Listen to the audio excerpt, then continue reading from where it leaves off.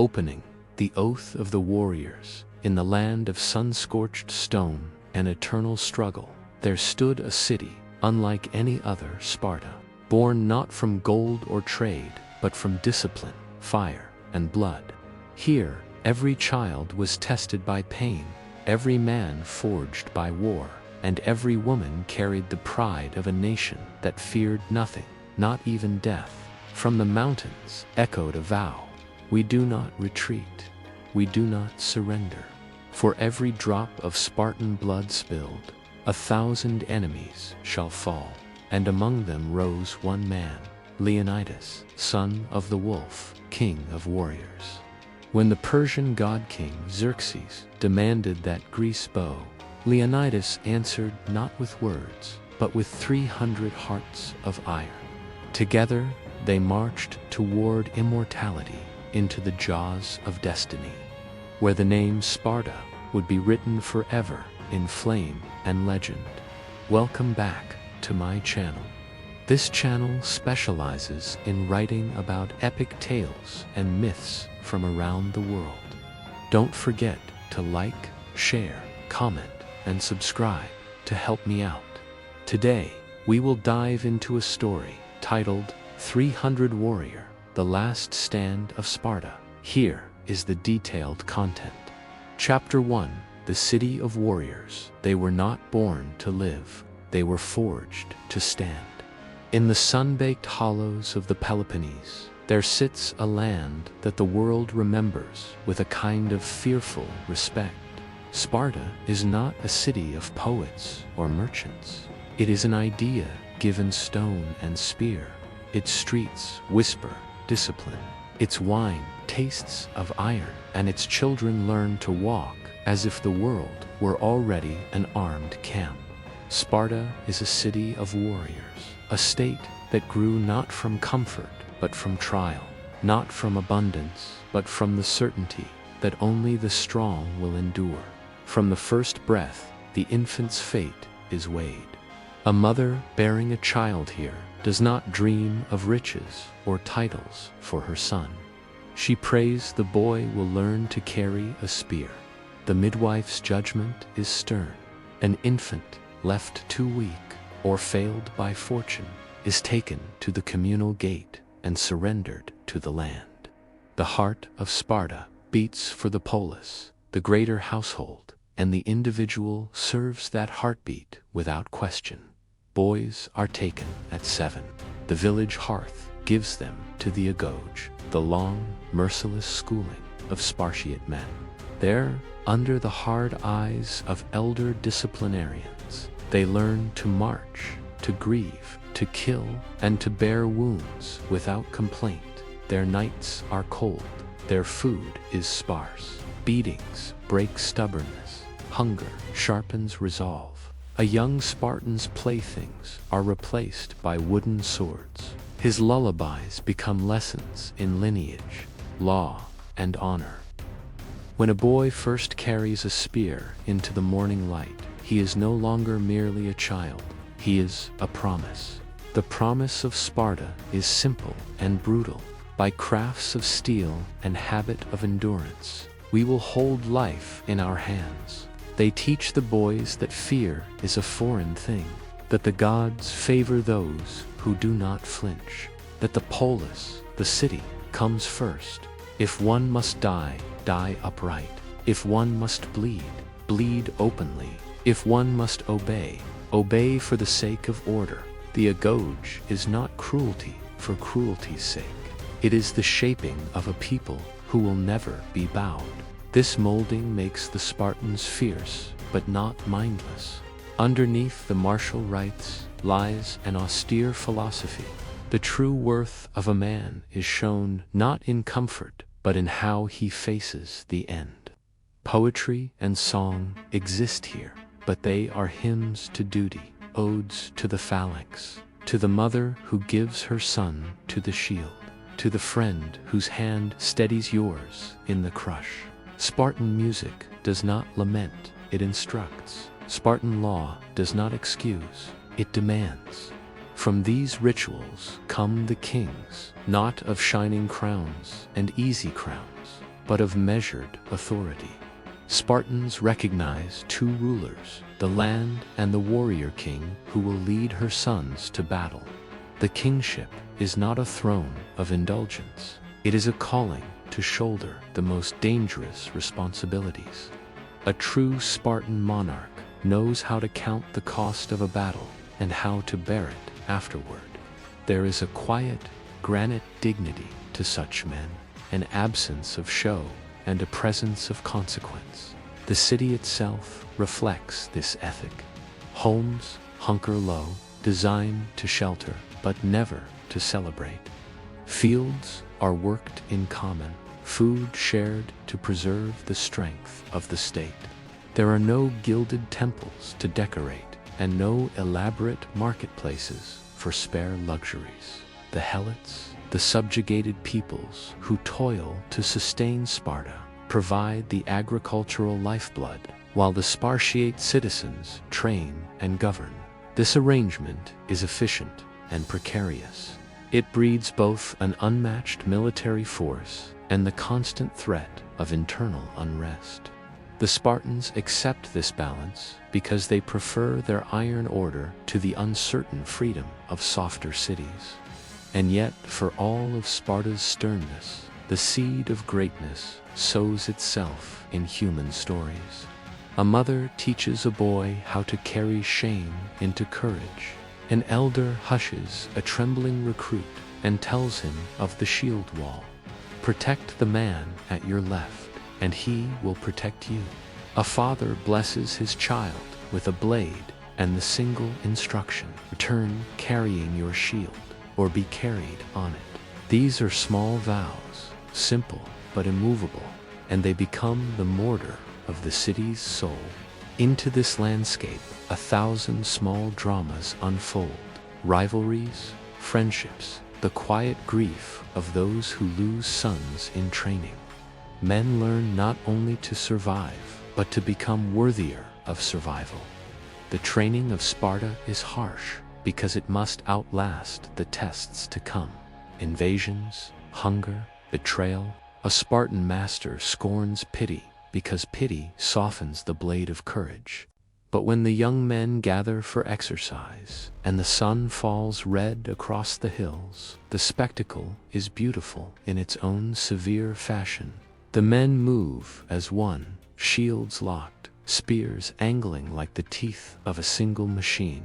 To see Spartans in formation is to behold a living sculpture, blood and breath arranged into perfect defense. From these schools of discipline arise stories that the rest of Greece hears like distant thunder. Other cities, Athens, Corinth, speak of Sparta with both dread and respect.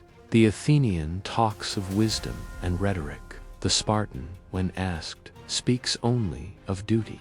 Both admire what the other cannot fully emulate. For Sparta's greatness is not measured in coin nor marble. It is measured in the number of men willing to die for a law or a neighbor, and in the stubborn continuity of an order that refuses to crumble. And thus the city prepares for a time that will come like a test already known. When the world's great empires stir and the East opens its armory, the Spartans will not be surprised. They will have been carved by want, by rule, by habit. When shadows lengthen beyond their borders, when Persia raises its armies like a tide, Sparta will not flinch at the sight of overwhelming numbers. That is the consequence of a life lived as training for battle. In the markets of other cities, men trade in luxuries and philosophies. In Sparta, the trade is in courage and in the lifeblood of the polis. Children learn, young men are shaped, elders watch and instruct, and the city's heart beats in a rhythm of readiness. When a neighbor speaks of possible ruin, the Spartan hears a word that must be answered with a spear and a vow. For in Sparta, survival is not passive endurance, it is a pledge given again and again. So the city waits, not as a coward, but as an instrument. Men are forged here, to be the point of the spear, to be the order that the rest of Greece may rely upon. In its Spartan courtyards and austere halls, the future of a people is hammered out in silence. And one day, when the sea heaves and the Persian shadow crawls across the horizon, that silence will break into a sound that the world will never forget. Chapter 2. The Rise of a King. A true king does not seek war, but he will not turn from it when honor calls. Before the legend of the Hot Gates was written in blood, there was a boy, born not of myth, but of Sparta's iron womb. His name would one day echo through eternity. Leonidas, son of a king, heir to a law older than mercy. The winds over Tagetes carried his first cry, mingled with the clang of steel from the training grounds below. In Sparta, even royal blood was no shield from hardship. A prince was not raised above the law, but pressed harder by it, as if the gods themselves meant to prove that leadership must be earned, never inherited. Leonidas grew alongside the sons of soldiers and shepherds. He ate the same coarse bread, slept on the same hard earth, and bled under the same whips of discipline. In the agoge, he learned that pain was a teacher, not an enemy. His instructors struck him not to break him, but to carve away weakness until only purpose remained. The boy listened to the older warriors speak of kingship, not as privilege, but as burden. "Remember this," an elder once said, his voice rough as gravel. "A Spartan king carries not a crown, but the weight of every shield in his line." Years passed, and Leonidas' frame hardened like the mountains that watched over him. He learned the art of silence, that a glance between soldiers can speak louder than commands. He learned the value of trust, that in the phalanx, one man's failure is the death of all. But above all, he learned the creed that would shape his destiny. The king stands last in comfort, first in danger. When he came of age, he joined the ranks as any other Spartan warrior. There was no ceremony, no coronation, only the silent nod of his peers as he took his place in the shield wall. He was not Leonidas the prince. He was Leonidas the hoplite, and among equals, he was tested. The wars of the Peloponnese raged like wildfires across the land. Leonidas fought in small campaigns that rarely reached the poet's ears, skirmishes in the shadows of greater battles. Yet it was here, among the dust and cries of nameless fields, that his legend began to smolder. He was never the loudest, nor the most decorated, but the men who fought beside him would later swear they had seen something unbreakable in his eyes. When others faltered, he held. When orders broke down, his voice steadied them.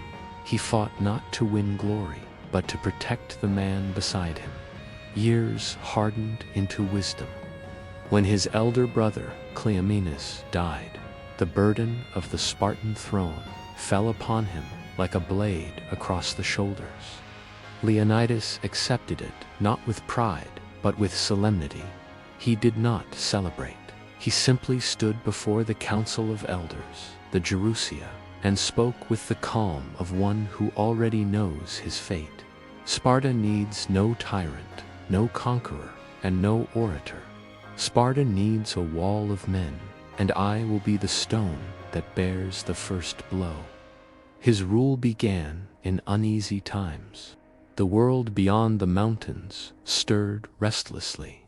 To the east, across deserts and empires, a storm was gathering. The Persian Empire, vast as the sea, hungry for dominion. Its king, Xerxes, son of Darius, called himself a god among men. His ambition was to bring all of Greece to its knees. Leonidas saw the threat clearly. He knew that Sparta's strength was not in numbers, for there were few true Spartiates, but in the bond that joined them. If Greece were to stand against Persia's tide, it must first unite. Yet the Greeks were divided, each city drunk on its own pride. Athens feared Sparta's might. Thebes distrusted her law. Corinth bartered neutrality for safety. Still, Leonidas did not despair. He traveled between city-states, speaking not as a ruler, but as a soldier who had seen too much blood. His words were simple: freedom has no walls. If we do not stand together, the Persians will make slaves of us all. Some listened, most did not. But even as he returned to his city, weary of politics, Leonidas carried within him a sense of inevitability. The battle he was born for had not yet come, but it would. He could feel it in the quiet before dawn, in the wind that bent the banners of the training fields. Sparta was sharpening itself, and fate was weighting the blade. His queen, Gorgo, was one of the few who truly understood him. Fierce and wise, she stood not behind him, but beside him. When others saw only the soldier, she saw the man haunted, not by fear, but by destiny. In their rare moments alone, she would look into his eyes and see something that frightened her more than any enemy. "You've already seen your death," she whispered once. "Yes," he said, "but I will make sure it is worth something." That night, under the cold stars of Lacedaemon, Leonidas dreamed of an endless plain of thunder and fire, and the sound of 1,000 shields clashing as one. He saw men standing shoulder to shoulder, unyielding before the tide. And in the heart of that storm, he saw himself not as king or hero, but as a man who had fulfilled his purpose. When he awoke, the sun rose blood-red over Sparta. The omens were clear. Persia was coming. And Leonidas, the boy who had learned to endure, the man who had learned to lead, was ready to meet the empire with 300 hearts that beat as one. Chapter 3: The Shadow of the East Before the storm touches your shore. It has already darkened your sky, far beyond the Aegean, beyond the line where the sea turns to dust. Stretched the empire of Persia, a realm so vast that even the stars seemed to serve its throne. From the mountains of Media to the sands of Egypt, from the Indus to the Bosporus, every road led to one man, Xerxes, the king of kings. He sat upon a throne of beaten gold beneath a canopy of lapis sky. Around him, courtiers moved like shadows, their faces painted with obedience. Every word spoken in his presence was measured, every breath weighed. For Xerxes was not merely a monarch. He was an idea given flesh, the divine made human, or so his priests claimed. He was the son of Darius the Great, heir to the empire that had once humbled nations and dreamed of bending the world beneath its banners. But beneath the silks and incense, there burned a wound, a memory of defeat. Years earlier, at Marathon, 10,000 free men of Athens had shattered the pride of Persia. The humiliation of that day had festered like poison in the veins of the empire. Xerxes had not forgotten. He would not forgive. "My father reached for Greece," he once said to his generals, "and found only defiance. I will reach again and close my hand around it." So began the forging of the greatest host mankind had ever seen.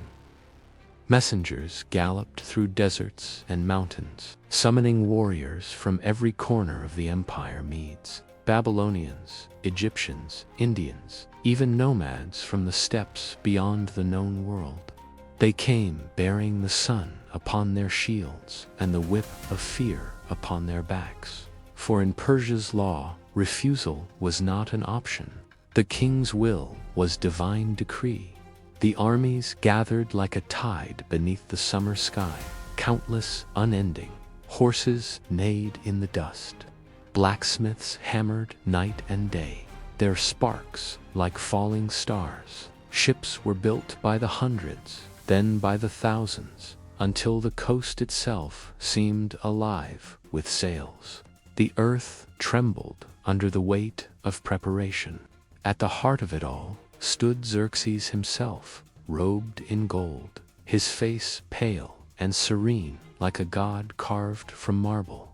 He believed his destiny was not conquest, but correction, to bring order to a world too wild, too proud to kneel. His ambition was not cruelty, it was faith in his own divinity. The empire had taught him that peace was achieved through fear, and that mercy was weakness disguised as kindness. In the heart of Persepolis, the royal capital, he gathered his commanders Mardonius, his trusted general and cousin, Artabanus, the cautious uncle who still remembered Marathon, and a dozen satraps whose loyalty was bought with wealth and terror. The air was thick with incense and whispers. Artabanus spoke first, his tone heavy with unease. "Great king, Greece is small but fierce. Their land breeds soldiers, not slaves. Their gods love freedom, and that love makes men dangerous." Xerxes' eyes narrowed, shimmering like obsidian. "Freedom," he said softly. A word the weak invent to excuse their disorder. There is no freedom, only the choice between serving a man and serving chaos. I offer them peace beneath my banner. If they refuse, they will serve in death. The hall fell silent. The decision had been made. 4 months, Persia's machine of conquest rolled forward. Bridges of boats were built across the Hellespont so that the god king could walk upon the sea itself. Thousands of engineers labored under the whip, weaving timber and iron into miracles of design. When a storm tore the bridges apart, Xerxes ordered the sea itself to be punished. His men scourged the waters with chains and branded the waves with hot irons. It was madness, or perhaps the purest form of belief, the conviction that even nature must bow to the King of Kings. In the east, omens began to spread like wildfire. Travelers spoke of locusts blotting out the sun, of rivers turning red, of voices in the desert that whispered of war. To the west, across the Aegean, fishermen told tales of monstrous sails rising on the horizon. Fear moved faster than armies, and Greece felt its shadow long before the first spear crossed its shore. In Athens, panic grew. The philosophers argued, the politicians squabbled, and the common people prayed to indifferent gods. In Sparta, however, there was no panic, only preparation. Word reached Leonidas that the Persian host numbered in the millions. Some said 2, some said 5, but numbers did not matter to him. He understood what others did not, that courage is not measured by the count of men, but by the measure of their resolve. In the night, beneath the starlight of Lacedaemon, Leonidas walked among his soldiers. They were sharpening their spears in silence, the sound like the whisper of fate itself. A young warrior looked up and asked, "My king, do you believe the stories? That their army blots out the sun?" Leonidas smiled faintly. "Then we will fight in the shade." The words passed from mouth to mouth, carried by firelight and laughter, until they became a promise. A small army would face a god's empire, and if they were to die, they would die as men, not slaves, not shadows, but free. The storm was coming. Across deserts and mountains, ships and soldiers moved like an unending wave, drawn toward the narrow pass of Thermopylae, where the mountains met the sea. There, the fate of Greece and of freedom itself would be decided. And in that stillness, before the storm, the gods themselves leaned closer, eager to see whether mortal courage could defy divine ambition. Chapter 4. The gathering of the free freedom is not a gift, it is a fire we choose to carry, even when it burns us. The shadow of Persia spread across the horizon like a devouring night. Every wind that came from the east carried whispers of marching feet and the distant thunder of drums. Across the cities of Greece, from the marble pillars of Athens to the stone barracks of Sparta, men felt the tremor of something vast approaching. The gods were silent, but the earth itself seemed to murmur, "Prepare." In Sparta, King Leonidas stood before the council of elders, the Gerousia, their faces carved from the same granite as the city's walls. The air was thick with incense and judgment. Before them, the king spoke plainly, his voice steady, his eyes lit with quiet resolve. "The Persian tide is coming," he said, "not as raiders or merchants, but as conquerors. If we wait, their fire will consume every field and temple in Greece. If we act, we can hold them where the mountains meet the sea, at Thermopylae. There, our spears can narrow their number to a line we can break." Murmurs rippled through the chamber. Some agreed, others trembled. The council reminded him that Sparta was bound by law, that during the Carnia, the sacred festival to Apollo, the army could not march to war. Leonidas listened, patient as stone. "The law honors the gods," he said, "but I honor the survival of our people. And I believe the gods would rather see free men standing than slaves praying." The elders hesitated. The law was iron. Even kings were chained to it. And yet the threat was too great, the time too short. After a long silence, it was agreed. Sparta would send a small advance guard, not the full army, not a war of the state, but a symbol. 300 men, the finest of Sparta, each a father whose name would carry on, each knowing he might never return. 300, not for victory, but for meaning. Leonidas accepted without protest. He understood what the others did not. This was not about numbers, it was about legacy. The 300 would be the seed from which freedom might bloom, or the flame that burned out to mark its end. That night, he returned home to Queen Gorgo. The palace was silent, lit only by a single oil lamp that flickered like a heartbeat between them. She looked at him, not as a wife looks at a husband, but as one warrior measures another. "You are leaving," she said. "Yes, and you will not return." "No," he said quietly, "but others will, if we stand long enough." Her eyes glistened, but her voice was iron. "Then go, and when you march to war, remember what I tell you now. Come back with your shield or on it." Leonidas bowed his head. There were no tears, no desperate farewells. In Sparta, love was not spoken. It was carried in silence, like a spear that never leaves one's grip. The dawn came crimson. 300 warriors assembled before the gates of the city, their armor gleaming in the rising sun, red cloaks billowing like banners of defiance. Each man carried not only his spear and shield, but the weight of his lineage. Their families stood silently behind them. No cries, no wails, only pride and the knowledge that they were sending their hearts into eternity. Among them were legends yet to be born. Phoenix, the philosopher warrior who would one day laugh at death. Astinos, son of a general whose youth burned like wildfire.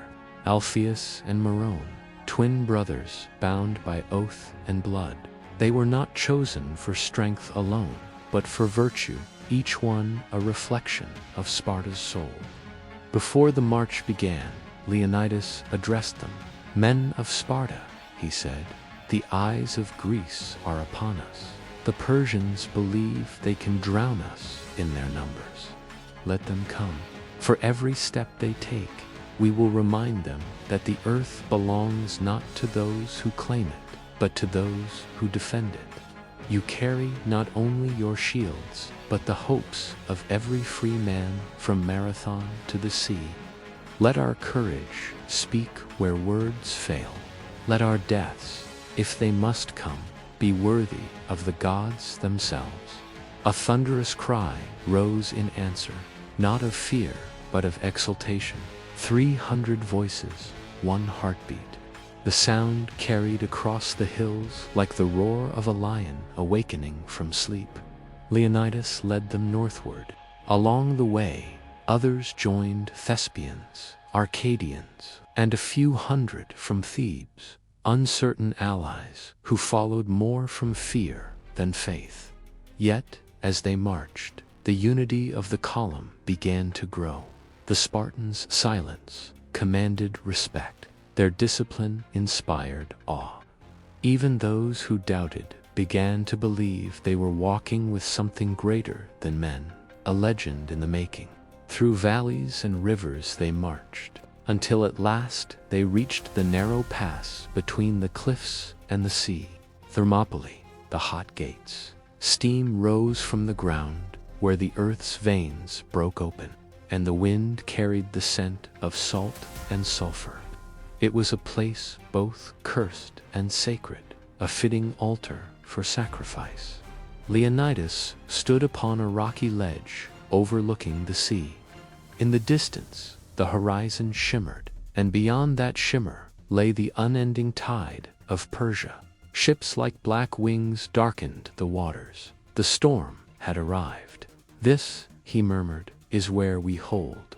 The men began to dig trenches, sharpen stakes, and build a wall of stone and will. There would be no retreat, no surrender, for behind them lay not just Sparta, but Greece itself. As night fell, a strange calm settled over the camp. The soldiers ate in silence beneath the stars. The younger ones whispered prayers. The older ones sharpened blades. Leonidas moved among them, stopping now and then to rest a hand upon a shoulder, a silent benediction.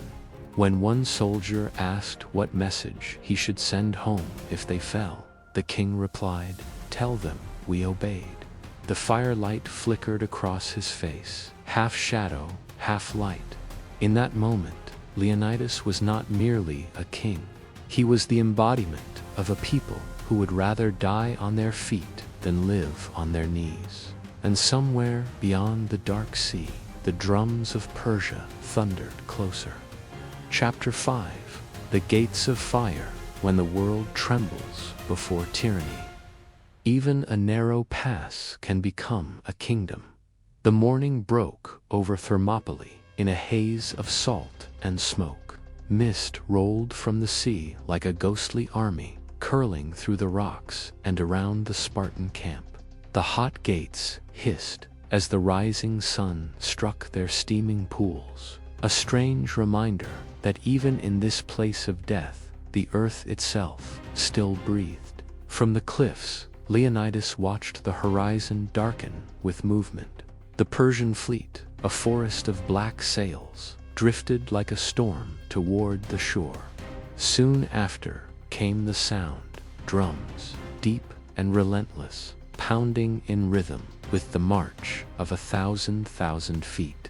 The very ground quivered beneath the weight of Xerxes' empire. It was said the Persian army blotted out the sun with its arrows and shook the mountains with its numbers. To the men of Greece, it seemed the end of the world had arrived. But to the Spartans, it was simply another morning to fight. Leonidas called his captains to gather before the stone wall his men had built across the pass. The wall was crude but solid, a barrier between freedom and slavery. Beyond it, the cliffs narrowed so tightly that no more than a few men could stand shoulder to shoulder. It was here that the Persians' numbers would mean nothing. It was here the legend would be born.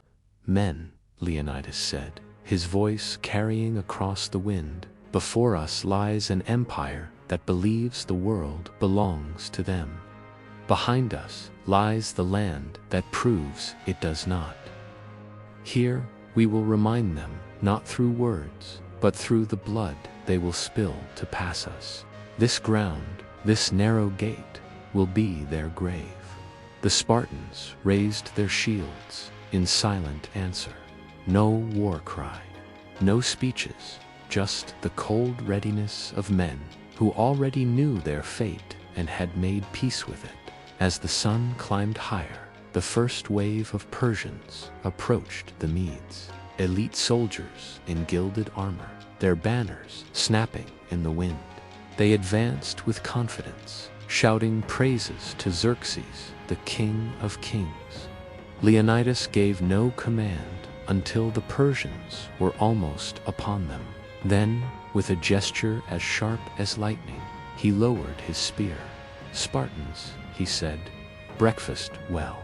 For tonight we dine in Hades." A thunderous roar tore from 300 throats as the Spartans charged forward. Bronze clashed with iron, shields locked, spears thrust. The pass erupted into chaos. The Persians came in waves, but each wave broke against the Spartan phalanx like surf against stone. Every man in that wall knew his place. Every shield guarded the one beside it. They fought not as individuals, but as one unbreakable being, a creature of discipline, fury, and faith. The Medes fell by the hundreds, then by the thousands. When the dust cleared, the narrow path was carpeted with bodies. The Persians had expected a skirmish. What they met was eternity. As night fell, Leonidas stood among his men, his armor dented, his spear slick with blood. The scent of iron and smoke filled the air. Denix, his captain, approached, his face streaked with sweat and ash, his smile grim but proud. "It seems the gods favor us, my king," he said. Leonidas nodded. The gods help those who stand for themselves. From the Persian camp, cries of rage echoed into the night. Fires burned like stars across the horizon. Xerxes himself, seated upon a throne of gold, looked toward the pass and frowned. The invincible army of the East had been stopped by 300 men and a handful of allies. His generals urged him to send more troops to drown the Greeks in numbers. "Let them come," Xerxes said coldly. "Let the ants test their wall." The next morning, a new horde approached the immortals. Persia's finest soldiers, clad in black and gold, their faces hidden behind masks of silver. They moved in silence, each step measured, their formation flawless. They were said to never die. For each man who fell, another would rise to take his place. But the Spartans knew no fear of legends. The battle raged again, more brutal than before. Spears splintered, shields cracked. The air trembled with shouts and the ring of metal. Yet still, the line held. The immortals met the unyielding truth of Thermopylae. Immortality meant nothing before men who had already embraced death. When the last of the immortals withdrew, the ground steamed with their blood. Leonidas turned to his men, voice steady, though his breath came heavy. "We have given them truth," he said. "Now they will return with vengeance." And indeed, vengeance was coming. That night, under a sky thick with smoke, a shadow approached the Persian camp. A Greek Ephialtes, a hunchbacked outcast, had come seeking Xerxes. Twisted in body, but poisoned more deeply in spirit, he offered betrayal as payment for acceptance. "There is a path," he said, "a goat trail through the mountains. It will bring you behind the Spartans while they sleep." Xerxes' golden eyes glimmered. "And what do you desire, little Greek?" "A place in your army," Ephialtes hissed. a place where I will never be shamed again." The god king smiled. "You shall have your place. History will remember you." And so the serpent found its way into the heart of the lion. Back at the Spartan camp, Leonidas watched the moon rise above the cliffs. The men slept in silence, their shields beside them, their spears within reach. He knew before the dawn came that their stand was nearing its end. He did not fear it. He only feared that Greece might forget what they had died for. He whispered a final prayer to the gods, not for victory, but for remembrance. "If we must fall," he murmured, "let it be upon a mountain of our enemies. Let our story burn brighter than their empire." The wind howled through the hot gates, carrying the scent of salt, smoke, and destiny. The gates of fire were open, and soon the world would pass through them. Chapter 6: Betrayal and the Night of the Serpent. The sea was calm that night. To calm, beyond the hot gates, waves lapped against the rocky shore like whispers of warning. The fires of the Persian camp burned low, and the sky, vast and moonless, watched in silence as the fate of Sparta began to shift. In the mountains above Thermopylae, shadows moved. Xerxes' army of the east had found the path, the goat trail, winding behind the cliffs like the spine of a serpent. And guiding them was the serpent himself, Ephialtes, son of Greece, betrayer of his blood.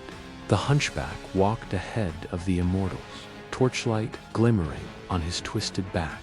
His breath came ragged, his eyes wild with the fever of vengeance and the desperate hunger for acceptance. Every step he took was away from the world that had shunned him and toward the empire that promised him glory. Behind him, thousands marched in silence, a river of shadows pouring through the darkness. The mountain pass, narrow and treacherous, led straight to the rear of Leonidas' camp. At its mouth, the Persians halted. The serpent had done its work, and below, the Spartans slept, unaware that the jaws of fate had already closed around them. But not all were blind.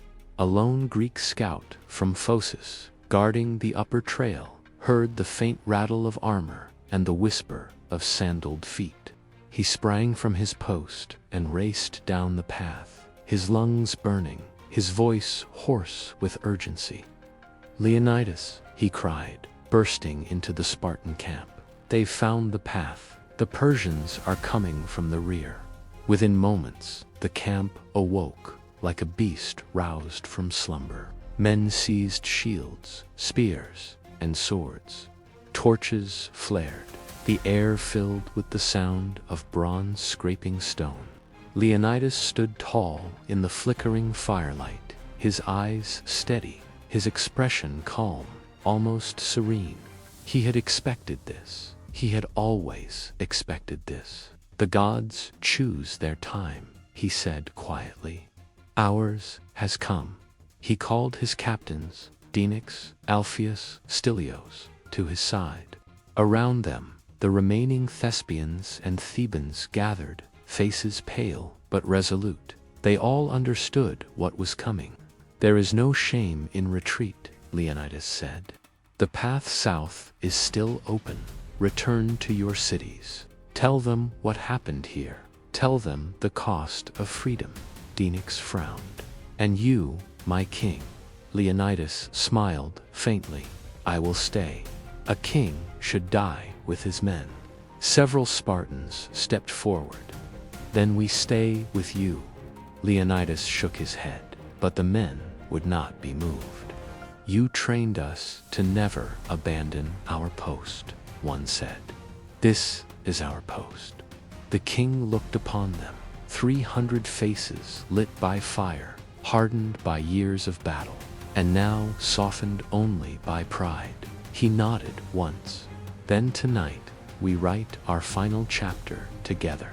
Before dawn, Leonidas went alone to the edge of the sea.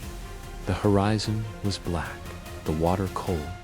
He knelt in the sand and spoke softly to the gods. Zeus, Ares, Poseidon, if you still look upon men with favor, let my death serve Greece.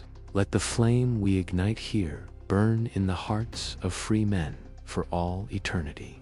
A gust of wind rose, carrying the salt of the sea and the smell of distant fires. It was neither blessing nor denial, only silence, the silence of gods who had already decided. When he returned to camp, the men were ready.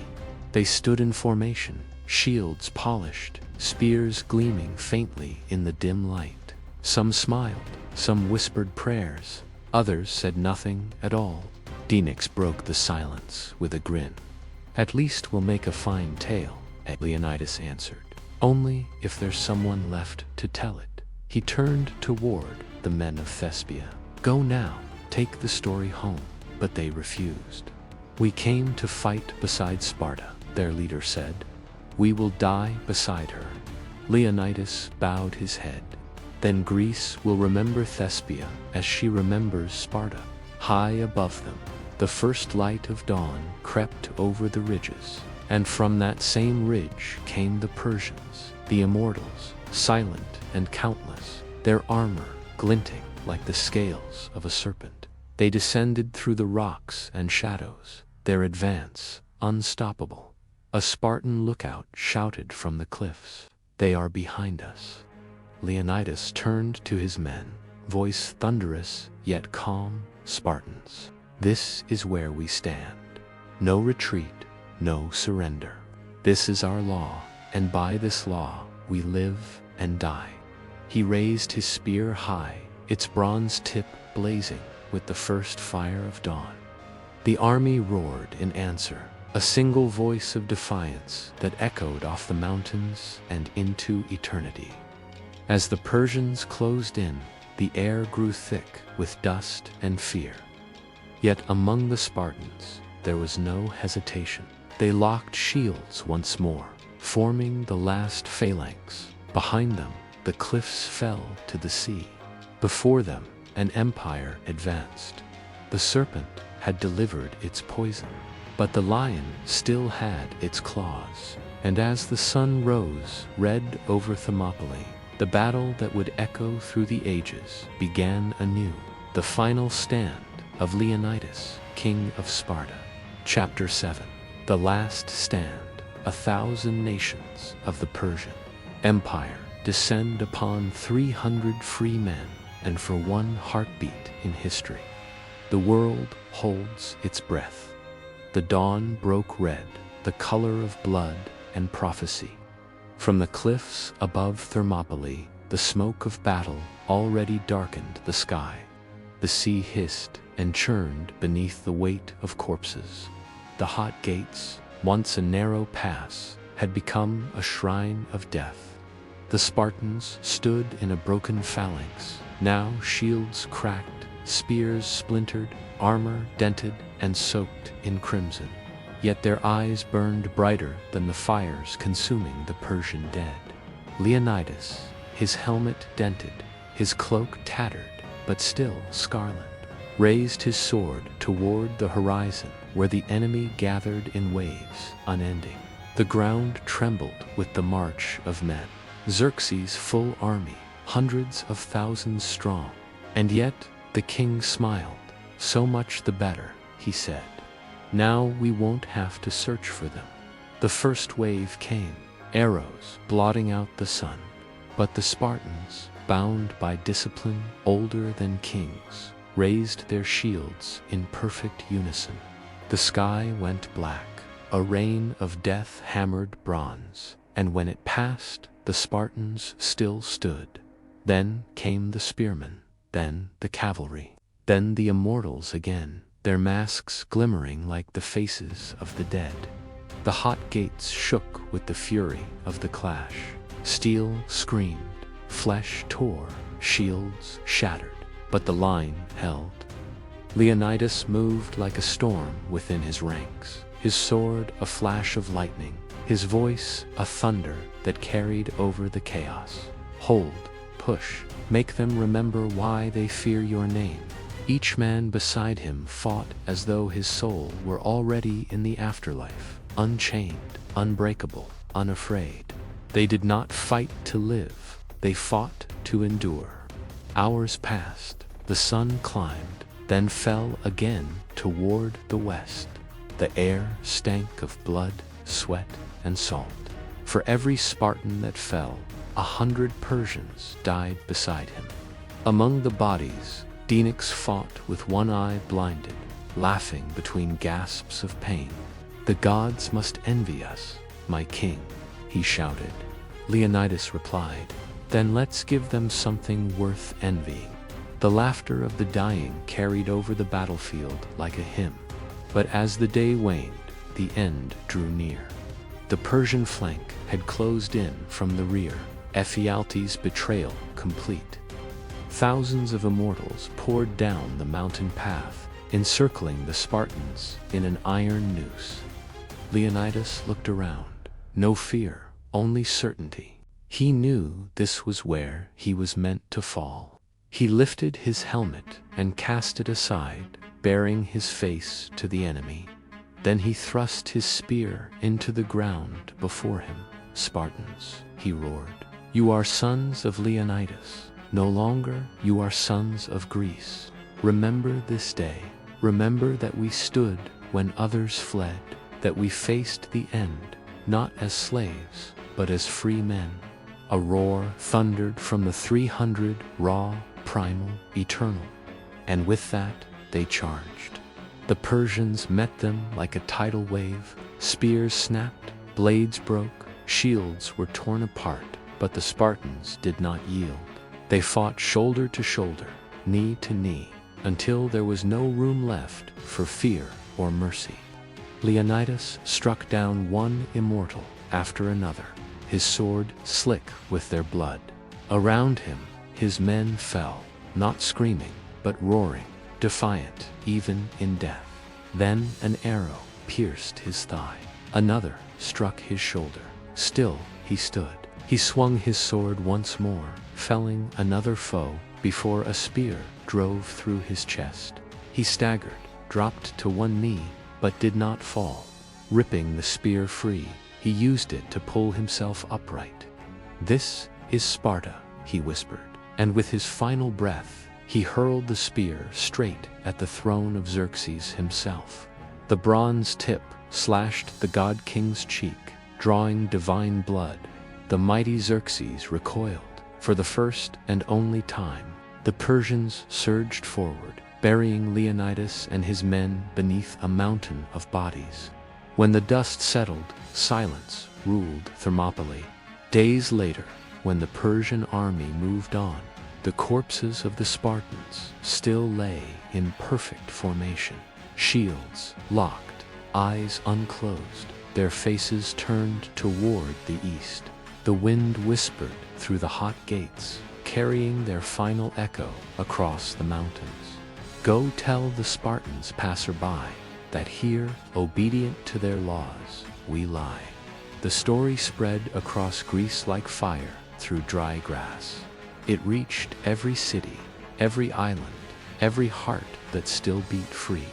And when Xerxes demanded surrender, Greece answered with a single word born from Thermopylae: Mu Omicron Lambda, Nu Lambda, Alpha Beta Y, come and take them. The 300 were gone, but their defiance had become immortal. Chapter 8: Echoes of Immortality. Men die, empires fade, but courage, true courage, becomes the voice that history can never silence. The wind swept through Thermopylae long after the battle had ended. Ash drifted like snow over the bodies that once stood as walls of flesh and iron. The sea, dark and endless, whispered softly to the dead, carrying their names to every distant shore. The hot gates were silent now, but that silence was not defeat. It was the stillness of memory, the breath before the storm of remembrance. Among the rocks and corpses, a lone Spartan shield lay half buried in the sand. Its scarlet emblem was faded, its edge cracked. Yet, when the morning sun touched it, it gleamed once more, as though the gods themselves refused to let it fade. Far away, in the city of Sparta, the mothers waited. They stood on the high terraces overlooking the valley, their faces carved from stone. When the runners came, breathless, broken, bearing news of their sons, not one Spartan mother wept, not one tore her robes in grief. Instead, they raised their chins to the heavens and spoke the words that would echo through centuries. They did not die for Sparta. They lived and died for Greece.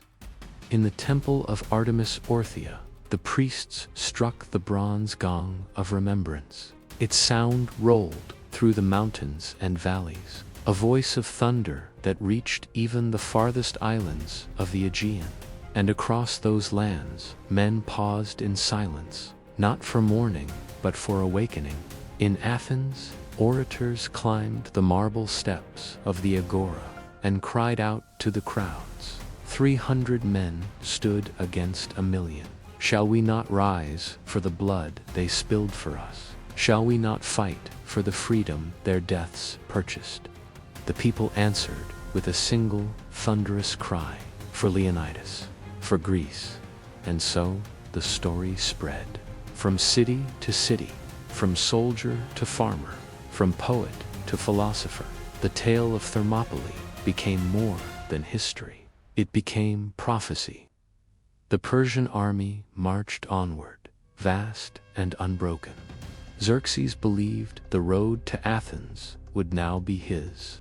But everywhere his men went, they saw the mark of Sparta shields, nailed to trees, spears planted in the earth, messages carved into stone.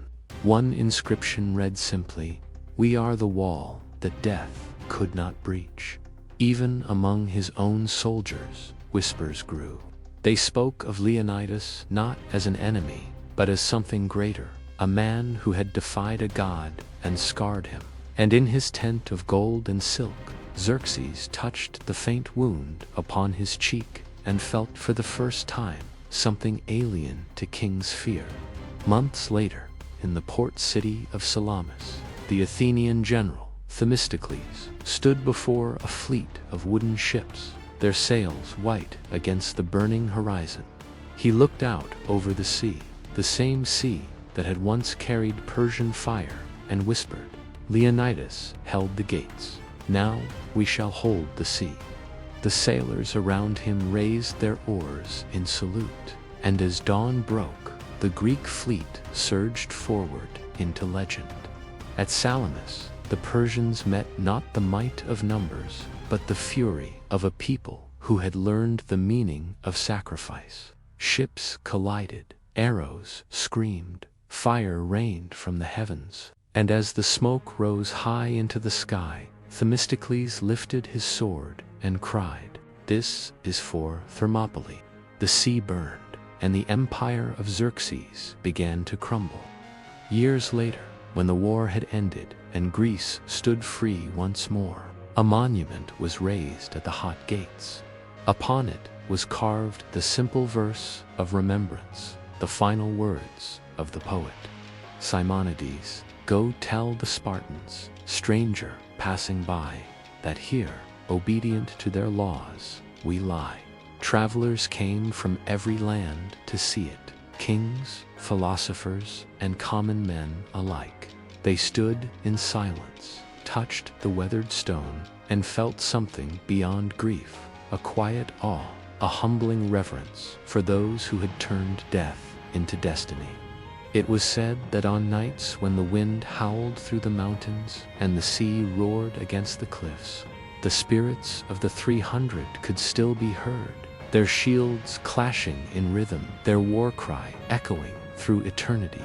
Molin Labe, come and take them.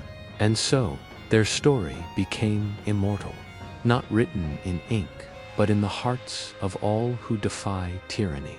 Not sung in temples, but whispered in every act of courage.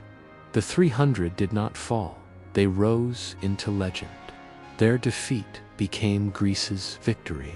Their silence became the voice of freedom for all ages, for every nation that has ever stood against the darkness, for every soul that has chosen liberty over life. Thermopylae still burns. Chapter 9. The Empire strikes the sea, what the sword could not conquer. The sea would judge. The Aegean dawn was crimson, not with sunlight, but with the reflection of 1,000 bronze prows cutting through the mist.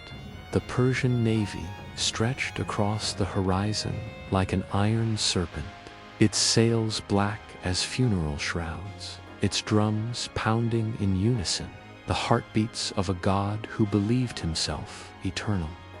Xerxes watched from his throne of gold upon a cliff above the waters. Before him, the might of Persia, the greatest fleet ever assembled, awaited his command.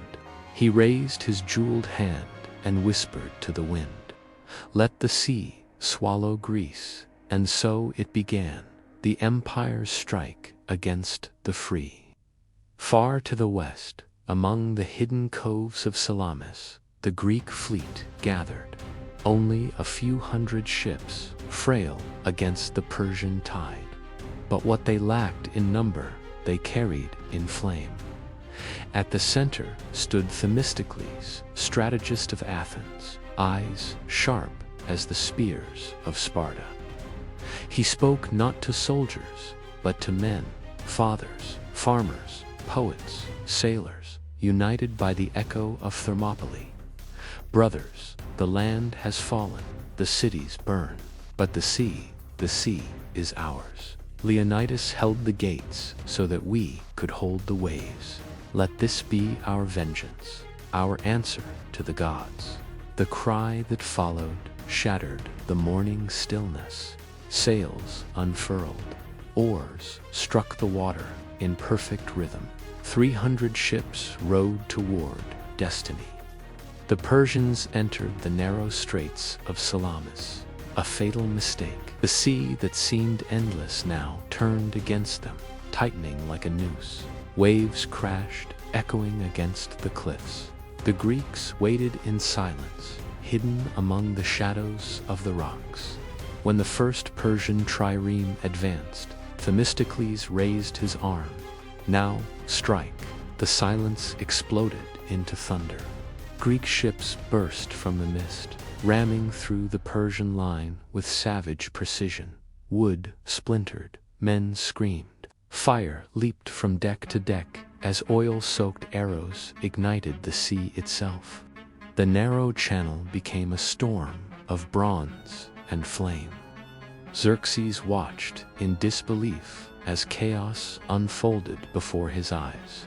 His commanders shouted orders that drowned beneath the crash of waves and the screams of dying men. From his throne above the cliffs, he could see his fleet, once majestic, burning like a funeral pyre. A Persian general fell to his knees beside him. "My king, ... The Greeks fight as if the gods are with them." Xerxes' eyes blazed with fury. No, not gods, ghosts, the ghosts of Thermopylae, and below, it was true. Among the smoke and blood, the Greeks shouted the names of the fallen, for Leonidas, for the 300, every strike of their oars, every clash of steel was a tribute to the men who had stood at the hot gates. The spirit of Sparta fought again, not in armor, but in the hearts of free men. By midday, the sea was red. Persian ships collided and sank, trapped by their own vast numbers. Themistocles guided his vessel through the wreckage, his voice calm amid the storm. "Let the sea judge kings." He drove his bronze ram into the last flagship of the Persian admiral, shattering its hull. As the enemy vessel split apart, he looked to the horizon and saw the impossible, the Persian fleet in full retreat. Xerxes, trembling with rage, tore his golden crown from his head and hurled it into the sea. "Curse you, Leonidas, even in death you command them." He turned from the burning horizon, his empire scarred by the defiance of men he had once called insignificant. Themistocles, standing upon his deck, raised his sword to the heavens. Sparta held the land, Athens held the sea, and Greece shall hold her freedom. The sailors roared, their voices carried by the wind across the waves. From that moment, the war had turned. The empire had struck and broken itself upon the rocks of liberty.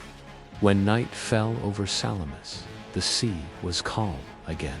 Stars glimmered above like the shields of fallen warriors.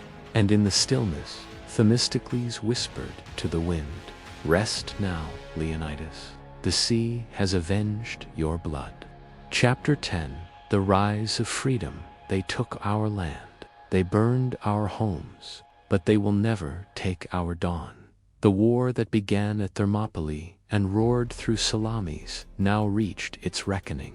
The Persian king Xerxes had fled back across the sea, leaving his vast army in Greece, commanded by his fiercest general, Mardonius, a man born of pride and destined for ruin. He swore to finish what Xerxes could not. "Let Greece bleed upon its soil," Mardonius declared. "Let no field grow where they stand." The call to arms in the shadow of destruction.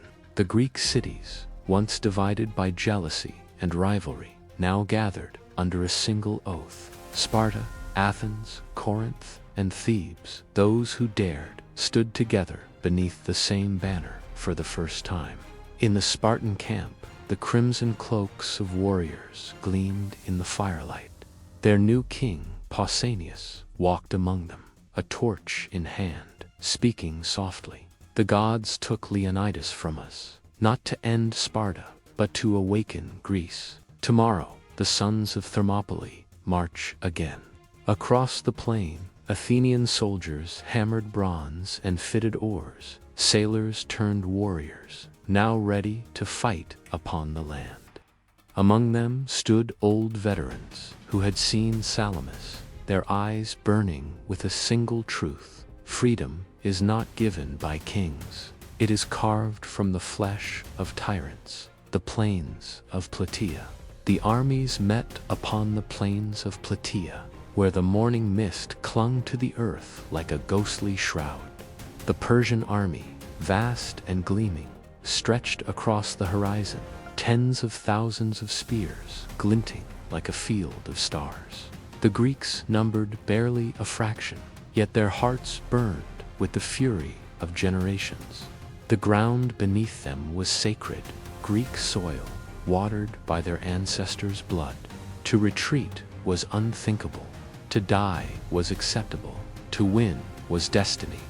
When dawn broke, the Spartans raised their shields. The sound of bronze striking bronze echoed across the plain, the heartbeat of freedom. Clash of titans. Mardonius rode forward, wrapped in white armor, adorned with silver lions. He laughed as he surveyed the Greeks. "You think courage can defeat an empire?" Pausanias lifted his spear toward the sky. "No," he said, "but it can destroy a tyrant." The horns of Sparta roared. The lines surged forward, shields locked, spears leveled. The clash was earth-shaking. Persian cavalry thundered into the Greek phalanx, only to shatter against an unyielding wall of bronze. Spears struck, shields splintered, blood soaked the dust. Each Spartan stood as if Leonidas himself guided their blades. Amid the chaos, Pausanias fought his way toward Mardonius. Their eyes met, king against conqueror, mortal against empire. They charged. Mardonius' spear grazed the Spartan's shoulder, but Pausanias drove his blade through the Persian general's chest. Mardonius fell, his armor glinting red beneath the rising sun. "Greece, will kneel, double quotes," he gasped. "No," Pausanias whispered. "Greece will stand." The dawn of victory. When Mardonius fell, the Persian lines faltered. Confusion spread like fire in dry grass. The Greeks pressed forward, cutting through the enemy ranks until the plain was theirs. The empire's banners burned, their horses fled, their soldiers drowned in retreat. From the hills, the women of Plataea watched, and when the Persians fell, they raised their hands to the heavens. The gods have not forgotten Greece. The cry spread from hill to hill, from city to city, until the land itself seemed to echo, "Freedom, freedom." Epilogue: the shadow of Leonidas. When the battle ended, Pausanias stood upon the field where Leonidas' ashes had once been carried. He drove his sword into the soil and whispered, "The war began with 300, and it ends with a nation." Themistocles arrived days later, and together they watched the smoke rise over the horizon. "So ends the empire of Xerxes," said the Athenian. "No," Pausanias replied. "It ends only when men forget why we fought." The two warriors clasped arms, Sparta and Athens, once rivals, now brothers, bound by flame and blood. Above them, the wind carried the faint whisper of voices, the spirits of Thermopylae, and the mountains answered in silence. Closing lines: empires fall, kings vanish, and time erases their thrones. But the courage of free men that never dies. It becomes the song of nations, the echo of eternity. Chapter 11: The legacy of the 300. The dead speak louder than kings. When the fires of Plataea faded, Greece stood still. The fields, once drenched in blood, were now silent. Only the wind carried the faint echo of war drums. Men who had fought beneath Leonidas' shadow returned to their homes as victors, yet their hearts were heavy with ghosts. The war was won, but victory did not erase the memory of 300 crimson cloaks that had vanished into legend. The return to Sparta. When Pausanias returned to Sparta, the city gathered at the gates. No music played, no trumpets sang, only the low hum of respect of warriors greeting warriors. He dismounted and walked through the crowd. In his hands, he carried the broken spear of Leonidas, the same spear that had pierced a dozen Persian generals before the king fell at Thermopylae. He placed it before the council, saying, "He gave us no orders. He gave us an example." The elders rose.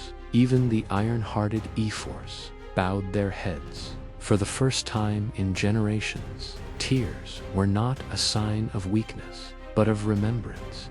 The statue of the lion. Months passed, and in the valley where the hot gates still smelled of salt and ash, the people of Greece gathered. Athenians, Spartans, Corinthians, all who survived, came to raise a monument. A single block of black marble was carved into the shape of a lion, the Lion of Sparta, its jaws open in eternal defiance. Upon its base were etched the words, "Go tell the Spartans, passerby, that here, obedient to their laws, we lie." Children knelt before it. Old men removed their helmets, and for a brief moment, all of Greece became one city. The birth of a legend's stories began to spread, whispered by merchants, sung by poets, painted upon amphorae.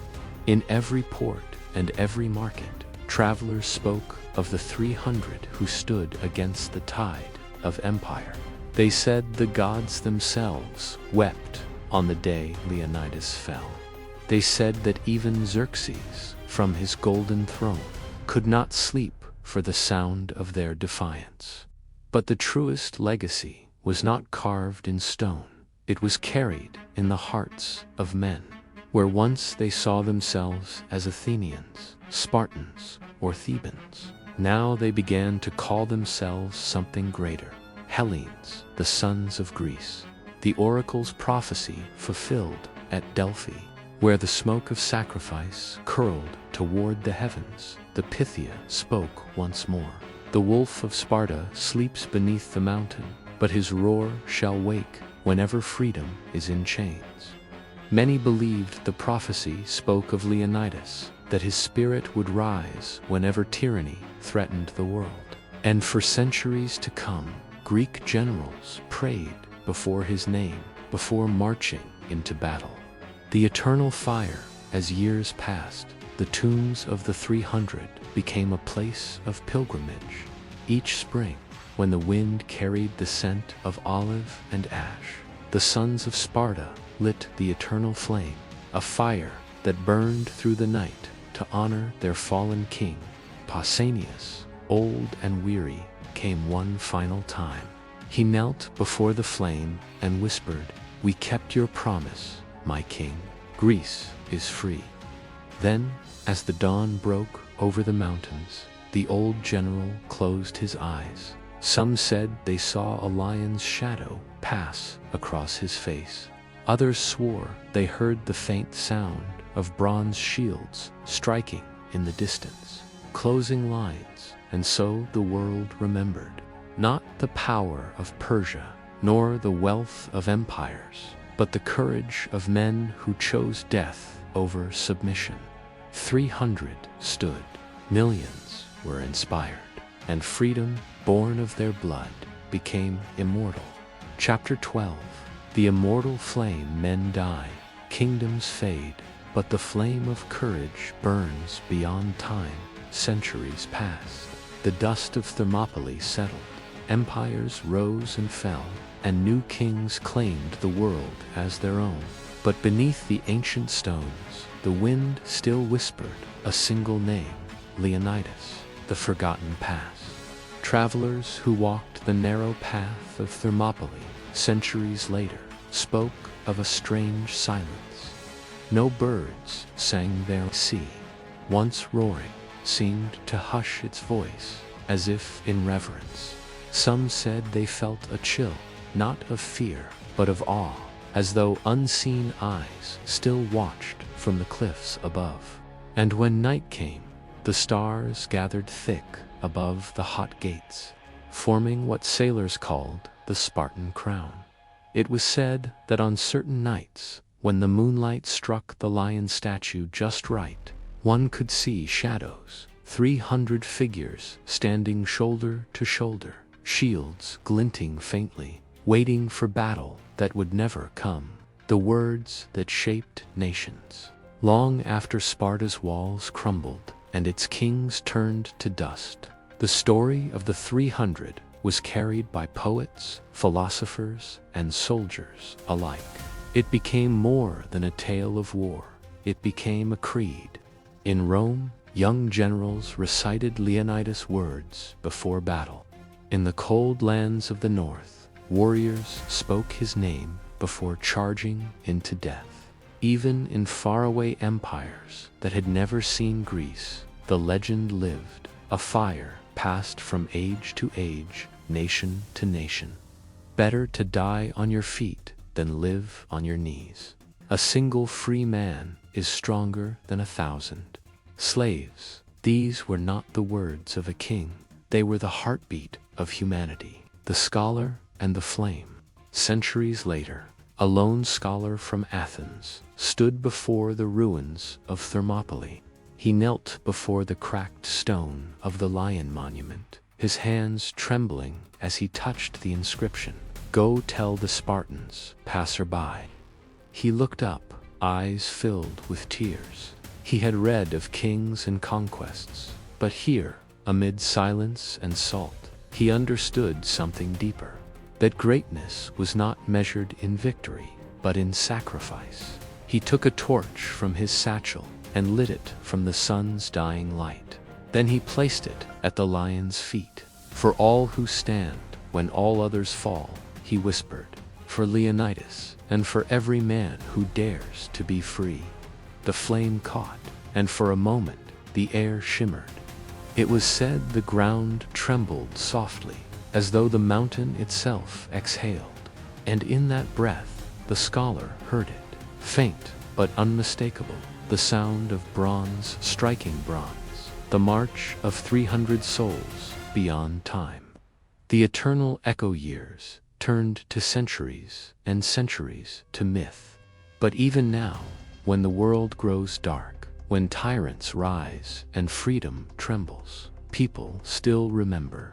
A whisper across battlefields, a spark in the hearts of rebels, a glint of defiance in the eyes of the oppressed.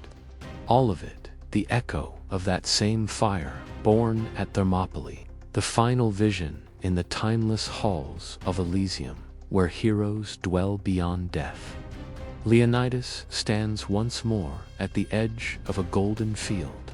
His 300th gather beside him, armor shining like the dawn. A young warrior approaches him and asks, "My king, did we win?" Leonidas looks toward the mortal world, a world forever changed by their stand. He smiles. "We did not fight to win," he says. "We fought so that others could." And as he turns, the horizon ignites a blaze of eternal fire stretching across eternity. The gods themselves bow in silence. The immortal flame rises once more. Closing lines. And so, from the ashes of 300, a world learned the meaning of freedom. They were not gods, nor angels, nor myths, only men. And that was enough to make them immortal, ending the flame that never dies. When the last Spartan fell, the wind carried their roar across the hills of Thermopylae.